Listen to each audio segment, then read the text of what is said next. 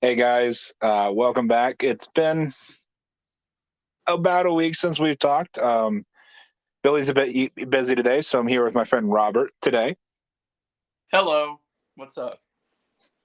All right. So we will have a regular episode hopefully later this week.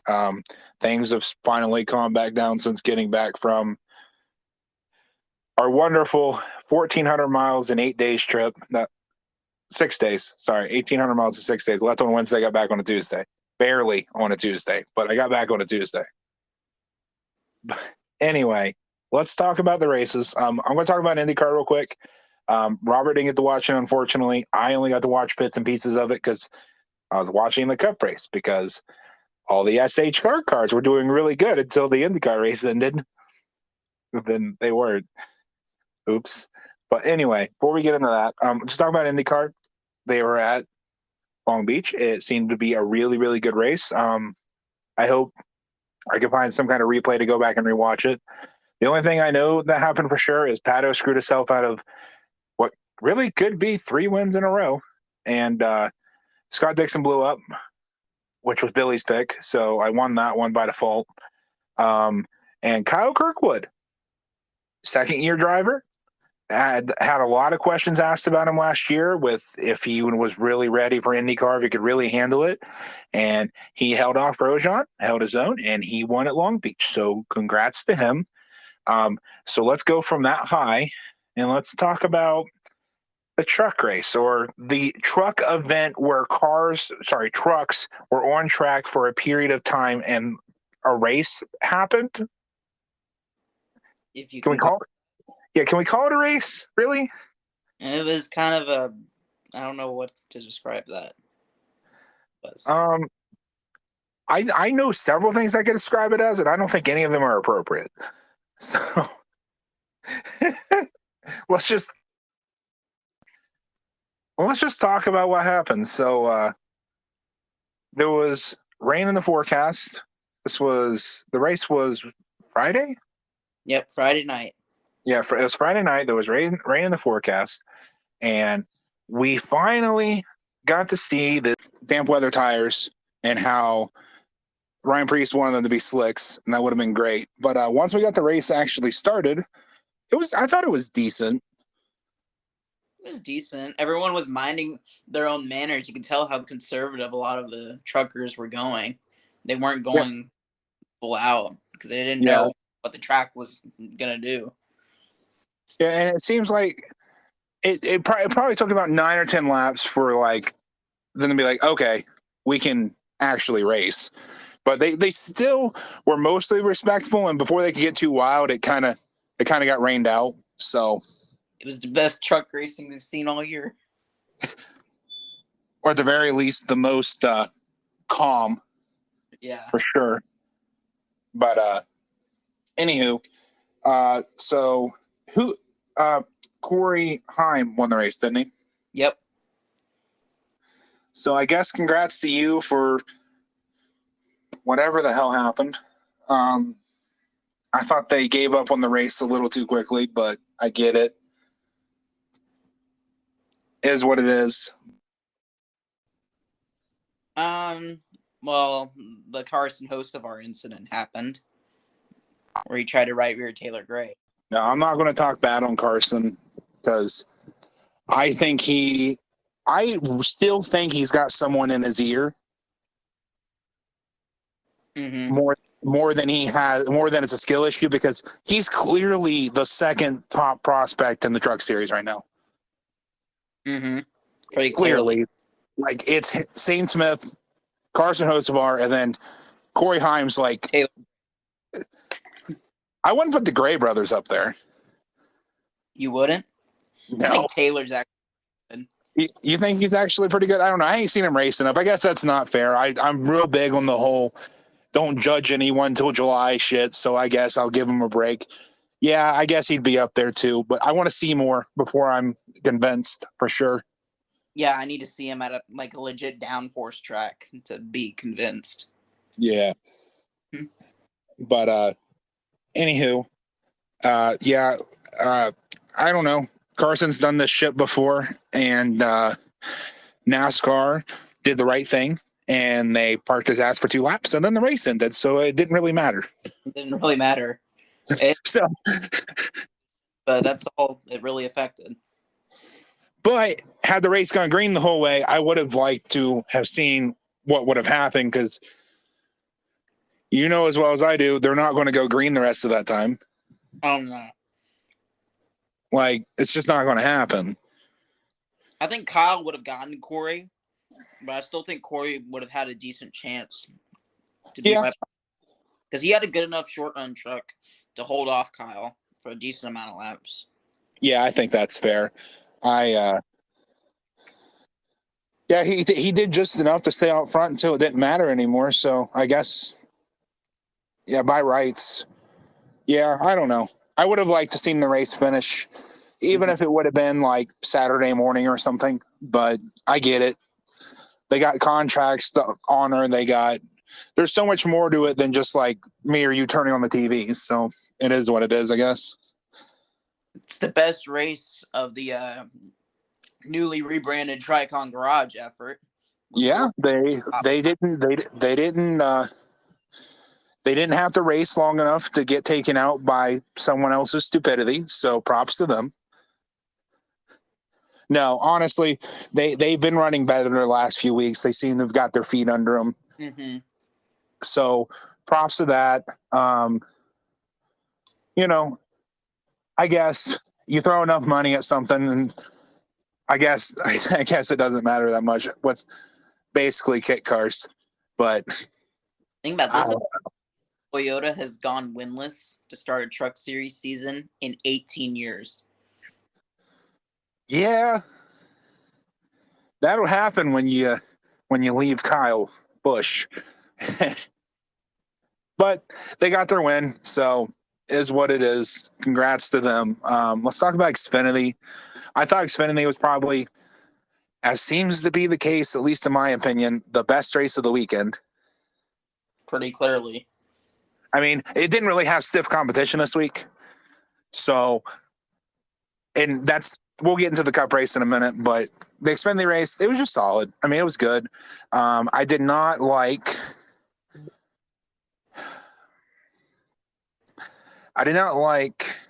who was it that put Mayer and Herbst 3 wide? Ryan Truex. Yeah,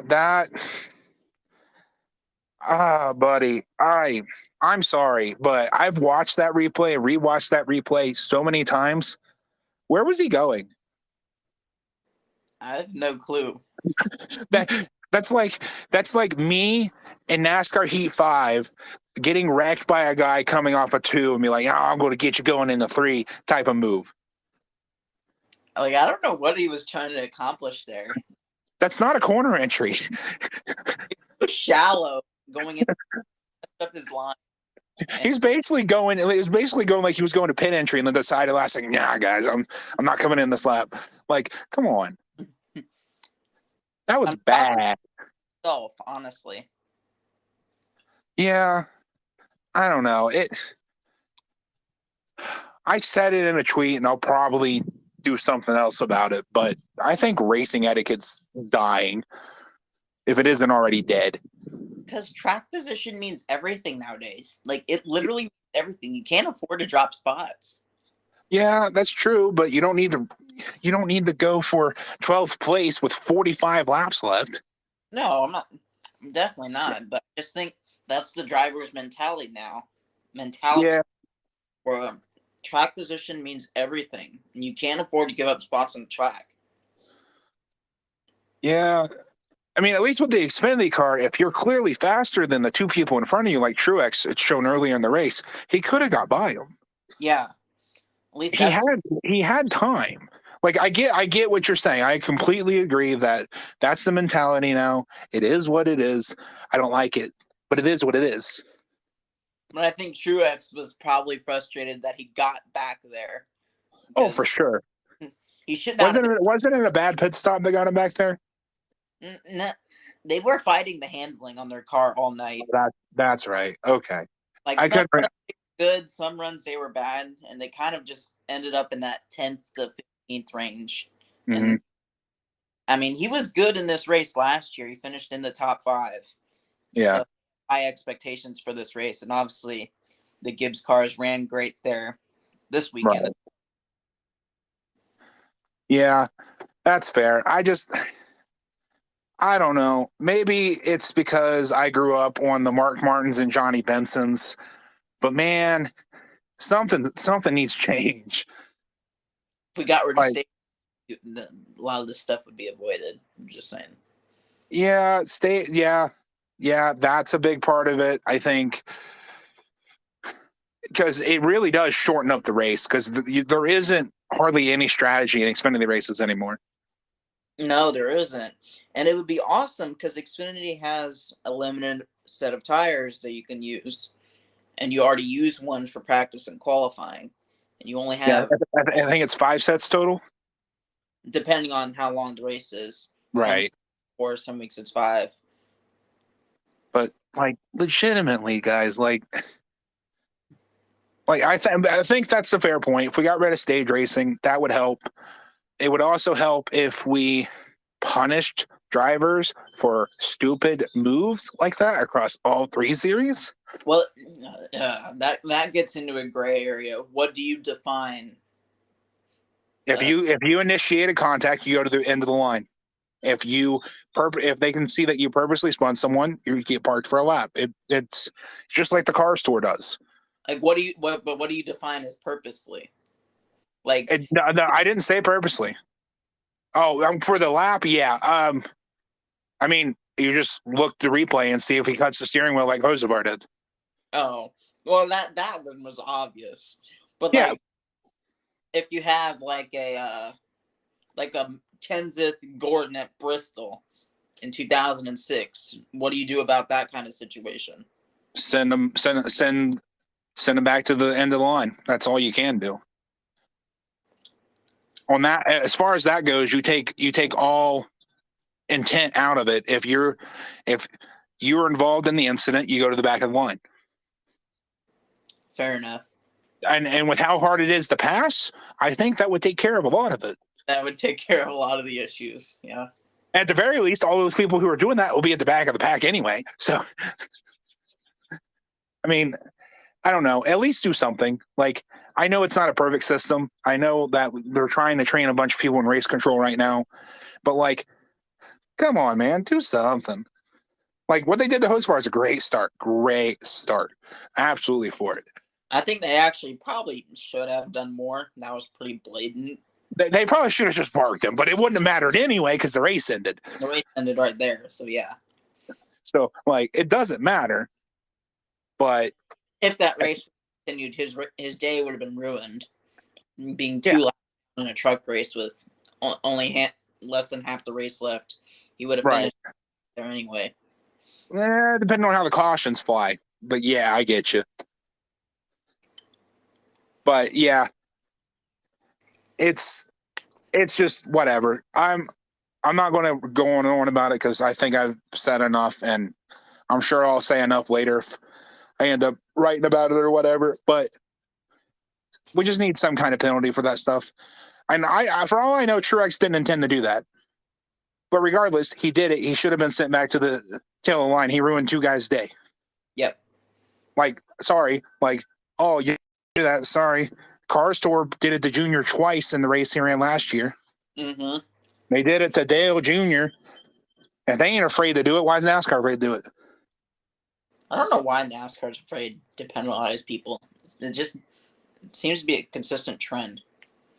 Yeah, I don't know. Penalize them on track. Let them say what they want off the track, and then your ratings will fucking soar. Probably not actually, but it'd be a start. It'd be a start. Yeah, definitely would be a start. Let the product sell itself, and police it on track, and that way drivers can say what they want off of it. That's just how I feel about it. Now, do I want it to be like the 90s where guys were going around and saying they were going to kill track promoters? Probably not. No. I think there's definitely a line there, but saying, yeah, I wrecked this, like, Priest should have said that he fucking raced Larson like he got raced at Bristol Dirt last week. Yep. That's it. That's all I want. I don't want threats of violence. I don't want anybody decking anybody in the middle of an interview like Noah Gragson pissed them off or something. Oh You yeah. know, like I just want them to be able to say, hey, this is what's going on. This is how we're dealing with it. NASCAR wants to police it. They can do it on the track. Mm-hmm. But anyway, let's get into the Cup race, which it was a race that happened. Was a race. A full I Martinsville was too common. yeah. I I don't know. I'm obviously a bit biased because for the first 200 laps of that race, 250 laps of that race, all four SHR cars were in the top 10. Yeah. So that's going to make me happy. There was not a lot of passing, but there were some guys that were able to move their way through the field. Ryan Blaney, Denny Hamlin, Chase at the end. Like, people can make moves. You just have to have a good car to do it. Truex at the end. Truex was on a mission there. That was a 500 lap race still, he would have lapped the field. I swear, he was hauling on that last run. He looked like Bowman in that run near like the end of stage 2, I think it was, where Bowman was just like 2.5 miles an hour faster than Priest. Mm-hmm. And he just fucking went. Like, I don't know what they found, but they need to bring it every week. I'm kind of surprised of how I know Larson won the race, but Hendrick was just off like all weekend at Martinsville, which that's really shocking to see. Well, aero does not matter as much at a short track, and I think most of their advantages are aero advantages. Aero kind of mattered this weekend. Yeah, different kind of aero. Yeah, I know. I'm going to sound like I'm contradicting myself, but the aero that they're using to their advantage is on top of the car. Yeah. Basically. And the aero that's the problem is underneath the car. Yeah. But the aero up top does not matter at a short track. The aero underneath still exists because of all that shit they have under there. Mm-hmm. That's the issue. And the issue would be remedied if they gave them about 150 more horsepower.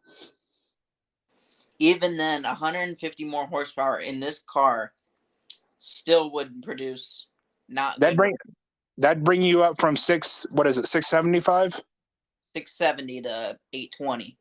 That's something. It would be something, but until they change the gear ratios and get the diffuser and change the tires on these cars, you're gonna see bad racing at short tracks. It is what it is. Well, when I can watch Brad Keselowski completely blow the fucking corner, downshift, and still drive away from the car behind him from their onboard, that's pretty bad. Like, that's pretty bad. Like, don't get me wrong. If we're going in order of the times they've raced at Bristol, last spring was the worst fucking race I've ever seen in my life. Last fall, I seen it in person, so it was much, much better than the spring, but it was still not, like, great. This year's race was probably the best I've seen this car race at Martinsville. Because after seeing it in person, I know what I'm paying attention for a little bit more now. Mm-hmm. And credit to Fox, they actually covered stuff through the field. Probably because nothing was happening up front, but still they did cover it. I actually thought when I was comparing the broadcast between the two, I actually thought Fox this year was much better than they were last year during this race. And they were good during this race. It's actually one of their better broadcasts. Well, when there's nothing happening up front, they actually have to cover stuff through the field. It's crazy. I actually thought the NBC broadcast was actually the worst out of the three, honestly. The Martinsville races last year, or past Martinsville races, I should say. That's fair. I never went back and rewatched it because I don't like the rewatch races I was at, because first Cup race I went to was 21 Bristol night race. Yeah. Okay. So, no. Probably not something I want to go and relive, so I just got in the habit of not rewatching those races. Kyle Larson won that one. Yeah, he did. Yeah, he sure did. And Christopher Bell has won the other 2 Cup races I've been to. Yeah. Yeah. I think. Hold on, I gotta think. Yeah. Oh no, Kyle Busch won the other Bristol dirt race I went to last year. Oh, yeah, that's right. So Gibbs. Yeah, Gibbs has won 3, and Larson's won 1. Good job, guys. Anyway, I think that the package definitely still needs work. I hope they continue to work on it. The race, if I had to compare it to just the other 2 Martinsville races, it's an A-. If I'm comparing it to every race so far this season, it's like a C. Yeah, that's how I would feel. Like it's not like it wasn't atrocious. No, And atrocious. it definitely gives a little bump for me because Priest led the entire first stage, Briscoe led a bunch of laps, Harvick was up there until they forgot how to put a fucking tire on. Yeah. How he made it all the way around the fucking track without that thing falling off?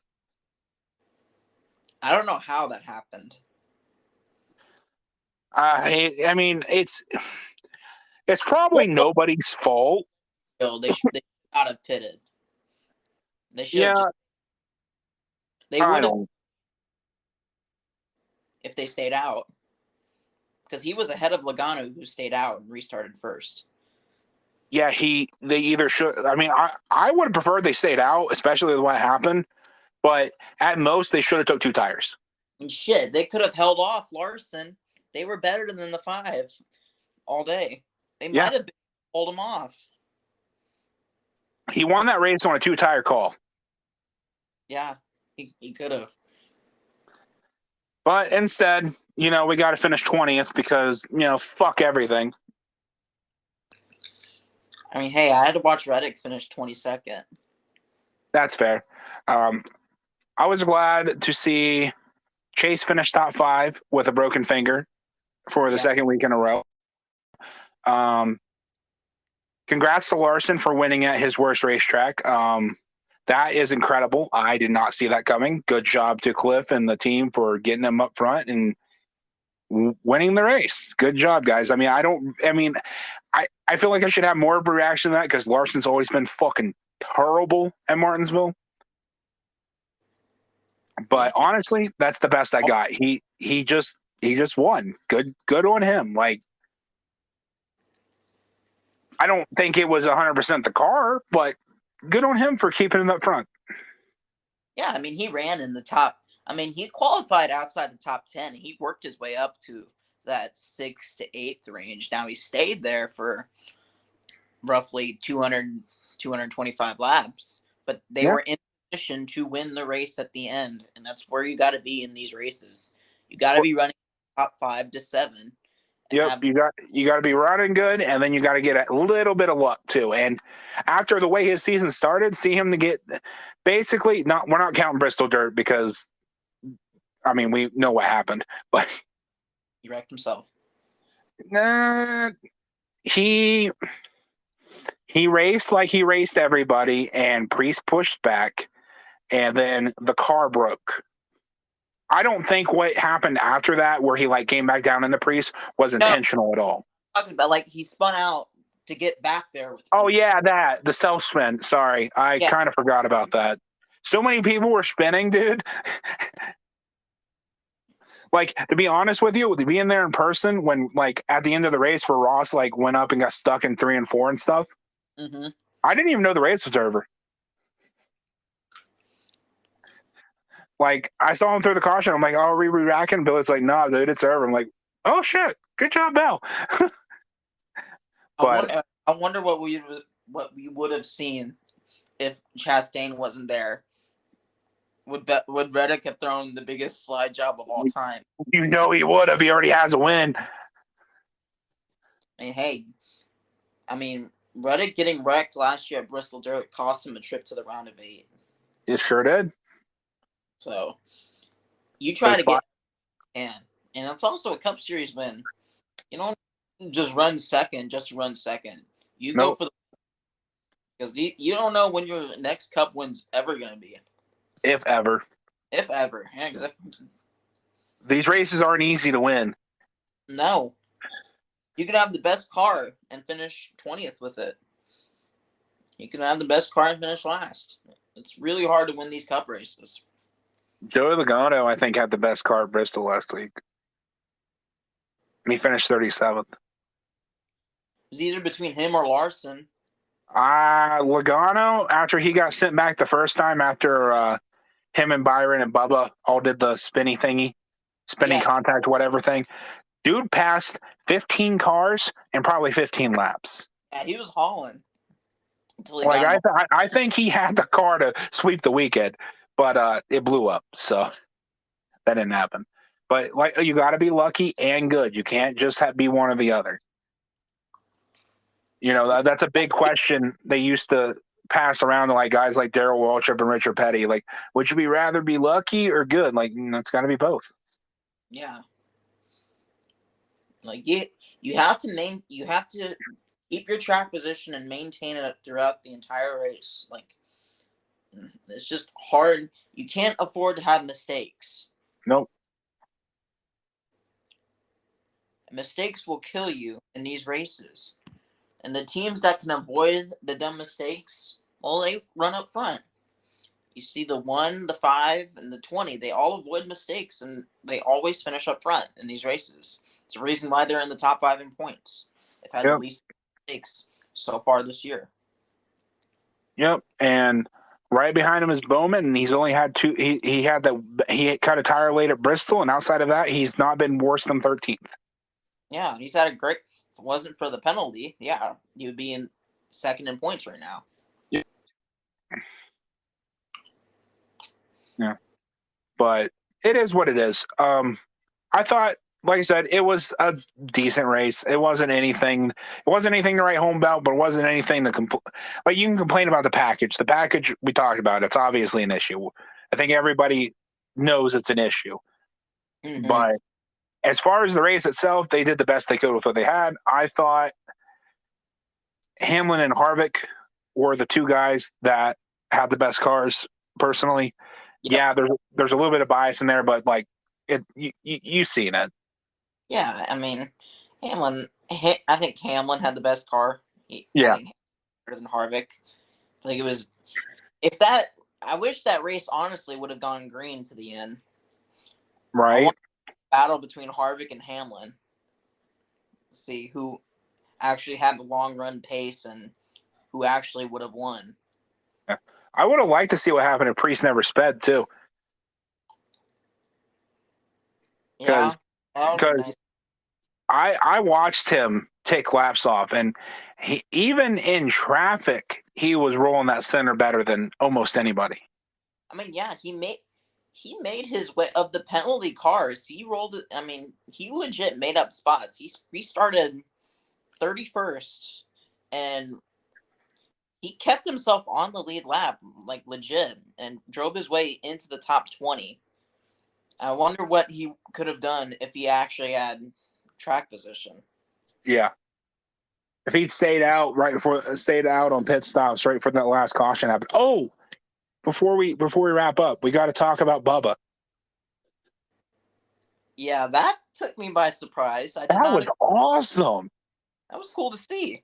I haven't seen Bubba race like that ever since joining 23XI. Really.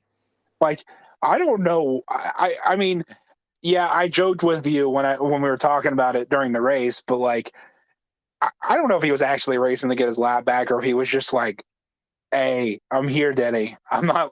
You know what I mean? I don't know. Hamlin got into him. That's what happened. Is that what happened? And he wasn't happy about that, rightfully so. And he was beating his back bumper off there for 3 to 4 laps. That's fucking awesome. I loved every second of it. You gotta do. I mean, I have no problem with it. He didn't spin him.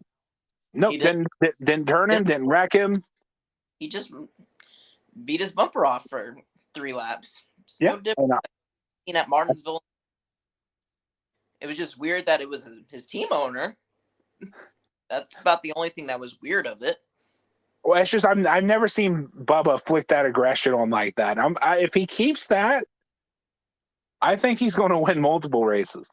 The way that team's been running, They just gotta avoid mistakes. they made up for one today, or if they hadn't had that, well, they wouldn't have been staying out if they'd not made that mistake where Bubba sped. But sometimes you got to be lucky. You gotta be lucky, and you gotta be good. I mean, they had a good enough car to run top 10. I mean, clearly they were running top 10 before. They were running seventh all damn near all day before that happened. Mm-hmm. So good on him. To win races, you gotta run in the top 10, and then eventually you'll get to the top 5. And then, I mean, we saw it in the second half of last year. He started running in the top 10 more, and then at Michigan, he had that race where he finally got into that top 5 range. And then he won like 2 or 3 weeks later at Kansas. And about a month later, he won at Kansas. Yeah. Yeah. Like, that's all you got to do, man. They got the right people. It seems like they got the right mentality. They just got to keep ticking them off and lean on Tyler and lean on Kurt. Cars. They clearly have fast enough cars to win races. It's just, can they execute these races to maintain their track position and keep Bubba up front, and Tyler for that matter. Both 2311 cars have struggled on pit road. They haven't struggled near as bad as last year, though. No, it's not as nearly as bad as last year, but consistently, though, they're toward the bottom of teams on pit road consistently, especially the 45. The 45 has been worse than the 23, but they're still toward the middle, the bottom half of teams on pit road, pit stop wise. And you just can't have that. It's just too tough to make. You lose 3 spots on pit road, man. That's a whole road you're giving up. Yep. And this week's going to be paramount coming up. Yeah, it's Talladega. Like, both of them have the ability to win that race. Mm-hmm. But the pit crew is going to have to show up. Yeah, pit crew cost him last year in this race. And Bubba had a fast enough car to win that race last year. But the pit crew on 2 stops, they had an uncontrolled tire that sent them to the back. Mm. They had a terrible last pit stop under green that got him toward the back of the pack, and he could never make up that track position. I know it's weird to say, but track position this week at Talladega is going to mean everything.